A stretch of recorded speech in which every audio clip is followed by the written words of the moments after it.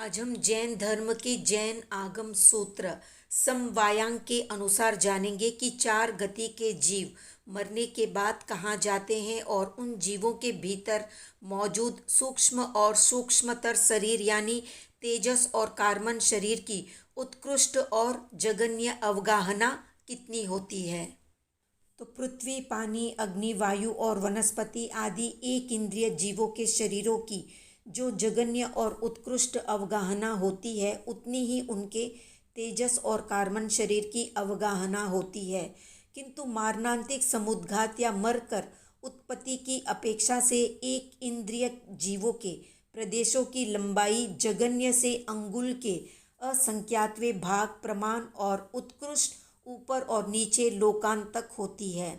क्योंकि एक इंद्रिय पृथ्वीकाय आदि जीव मरकर नीचे सातवीं पृथ्वी में यानी निम्न लोक में, सातवीं नरक में और ऊपर ईशत प्रागभारा नामक पृथ्वी में उत्पन्न हो सकते हैं। दो इंद्रिय आदि जीव उत्कृष्ट तिर्यक लोक के अंत तक मरकर उत्पन्न हो सकते हैं, इसलिए उनके तेजस और कार्बन शरीर की अवगाहना उतनी ही होती है।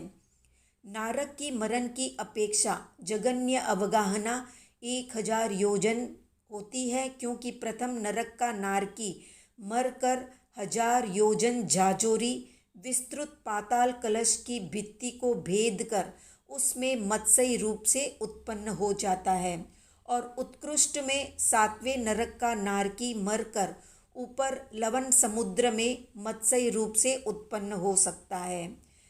तिर्यक या मध्य लोक के स्वयं भू रमन समुद्र तक और ऊपर पंडक वन की पुष्करणी में भी मत्स्य रूप से उत्पन्न हो सकता है। मनुष्य मरकर सर्व और लोकांत तक उत्पन्न हो सकता है, इसलिए उसके तेजस और कार्बन शरीर की अवगाहना उतनी ही लंबी होती है। भवनवासी व्यंतर और ज्योतिष्क स्वधर्म ईशान कल्प के देवों के दोनों शरीरों की जगन्य अवगाहना अंगुल के असंख्यातवें भाग प्रमाण है, क्योंकि ये देव मरकर अपने ही विमानों में वहीं के वहीं एक इंद्रिय पृथ्वीकायिक जीवों के रूप में उत्पन्न हो सकते हैं। उनकी उत्कृष्ट अवगाहना नीचे तीसरी पृथ्वी तक तिरछी स्वयंभू रमन समुद्र की बाहरी वेदिका के अंत तक और ऊपर ईशत प्रागभारा पृथ्वी के अंत तक लंबी होती है। सनत कुमार कल्प से लेकर सहस्रार कल्प तक के देवों के तेजस कार्बन शरीर की जगन्य अवगाहना अंगुल के असंख्यातवें भाग होती है, क्योंकि ये देव पंडक वन में यानी पंडक वन की पुष्करणियों में स्नान करते समय मरण हो जाने से वही मत्स्य रूप में उत्पन्न हो जाते हैं। उनकी उत्कृष्ट अवगाहना नीचे महापाताल कलशों के द्वितीय त्रिभाग तक होती है, क्योंकि वहाँ जल का सद्भाव होने से वे मरकर मत्स्य रूप से उत्पन्न हो सकते हैं। तिरछे स्वयंभू रमन समुद्र के अंत तक अवगाहना होती है। ऊपर अच्युत स्वर्ग तक अवगाहना है, क्योंकि सनत कुमार आदि स्वर्गों के देव किसी सांगतिक देव के आश्रय से अच्युत स्वर्ग तक जा सकते हैं और आयु पूर्ण होने पर वहाँ से मरकर मध्यलोक में उत्पन्न हो सकते हैं।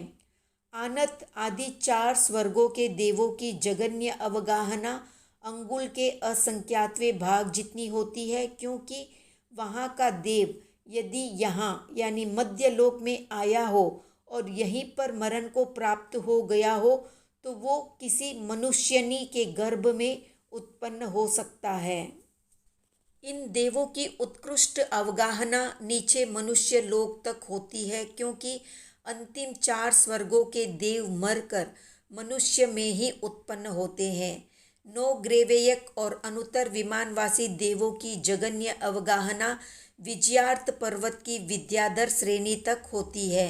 उत्कृष्ट अवगाहना नीचे अधोलोक के गांवों तक, तिरछी मनुष्य लोक और ऊपर अपने अपने विमानों तक होती है। तो ये थी संक्षिप्त जानकारी। आज का प्रश्न है, कार्बन शरीर या कर्म शरीर के पुद्गलों को कौन कौन अपनी आंखों से देख सकता है? कमेंट में बताएं। वीडियो पसंद आया तो लाइक, शेयर, सब्सक्राइब करें।